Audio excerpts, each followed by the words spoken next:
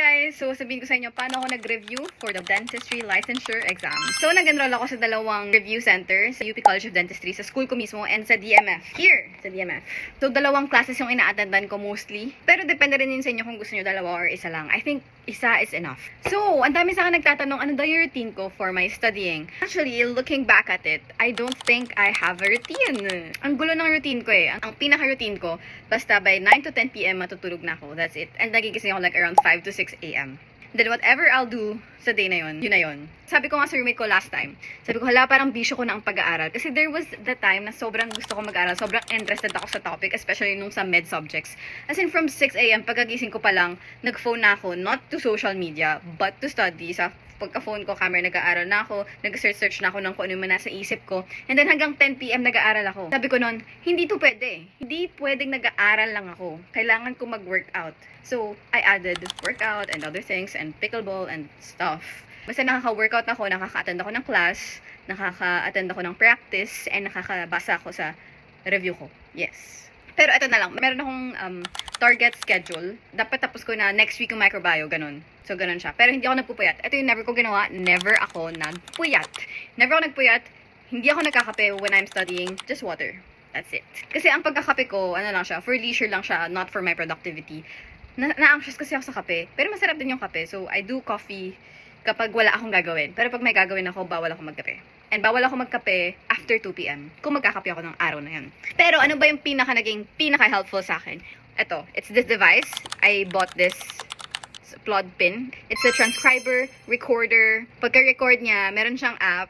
And then, meron ka ring prompt na pwede, or merong existing formats na pwede mong panggayahan.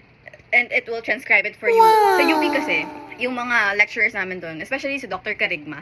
Si Dr. Karigma, inaalaw niya kami i-record yung lecture niya. Sobrang galing ng Dr. Karigma. Okay, sobrang galing niya. Inaalaw niya kami i-record yung lecture niya. Pero syempre, hindi mo i-reproduce. It's for your own. Kasi syempre, naka-enroll ka, so okay lang doon. For example, eto. I recorded the lecture using this. And then, meron siyang app nga. Tapos, while recording, you can take a picture. And then, mismo sa application, makikita mo, habang nare-record, nakalagay din mismo yung picture. Tapos, nung transcribe ko na siya, ganito siya, for example, ito, jurisprudence. For example, transcribe niya na yan. And then, ito yung mga pictures na tinake ko during that time. Kung anong gusto kong, kung paano siya i-format ng plot, pwede ko siya ilagay sa prompt. For example, sabi ko dito, i-bold mo lahat ng importante and then summarize lang yung mga importante. So, naka-bold siya. Dito na ako nag-aaral. Sa UP kasi, ang bilis magturo. Ang daming information. Kunyari ito, sa med, kay Dr. Karigma ulit. Sobrang grabe yung ano ko. Grabe yung sulat ko. Ang pangit. Kasi hindi ako makakeep up sa sulat. Super helpful nito. Like, I swear. Ang sinabi ko din sa sarili ko, kailangan ko muna i-master yung basics. Kasi definitely, dapat yun yung kailangan mong alamin. Kaya hindi muna ako naglilibro that time. And hindi naman ako umabot sa libro. But at the same time, you should know na hindi ka dapat 100% naniniwala sa sinasabi lang. Kailangan magbasa din kayo on your own. Pag nagbabasa ako ng mga trances, for example, nakikita ko na, ay, may mga discrepancy. So, yung mind ko nahasa siya. Hindi lang siya yung magbabasa na mag-absorb. Pero, meron akong arguments, meron akong debate sa mind ko na dapat ganito, dapat ganito. So, mas naalala ko siya. Anyway, okay, my ballpen. Pag sa UP ako nag-aaral, I specifically bought a 0.5 ballpen.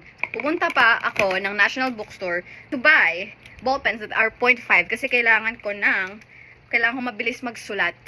Kasi nga, ang bilis. And then, nabudol ako doon sa isang ballpen section. Sabi niya, ay, may mga pangalan na po dito, ganyan-ganyan. So, syempre, nabudol ako. Iba, lalagay ng pangalan eh. This is from uni. Ayan, lahat ng ballpen ko. This is a must na meron akong blue, may green, may black, and may red ako. So, lahat ng ballpen ko na yan, may pangalan na, I'll Dizan. Pero, kapag, share ko lang din, sa DMF ako nakikinig. I needed, not the 0.5, but the 0.3 ballpens, yung mga Coleto. Nasa condo eh, so hindi ko mapapakita. Pero yung Coleto na multicolored pen. Kasi, plan ko kasi dito, maliliit. Kasi kapag sa DMF, medyo hindi siya ganun sobrang mabilis. Like, saktong time lang that I can actually sundan yung lecturer na magsulat. So, nasusulat ko siya na lahat. And, kailangan ko ding maliit para magkasya sila lahat. Kasi minsan, kasi may space for the sulat. And then, nag-add pa ako ng additional paper para lagyan ng, para masulat ko yung iba. Na-attendan ko yung most of the med subjects here in DMF. And na-attendan ko lahat ng med subjects sa UP. Pero ang naaral ko lang talaga is UP. kay Dr. Karigman. Pero na-attendan ko lahat ng DMF Med, which is also very helpful. Pero hindi ko na siya nabalikan kasi wala na ding time that time. Ayoko namang everyday nag-aaral. Pero guys, kung gusto niyo mag-top, I think it's best if you will read Most Beast from back to back. 2 books yun. Yung mga naririnig ko nag-top, tinatapos yung Most Beast. Ako, meron ako Most Beast, di ko lang naman binasa. Hindi ko binasa. Kasi may mga Q&A, parang mga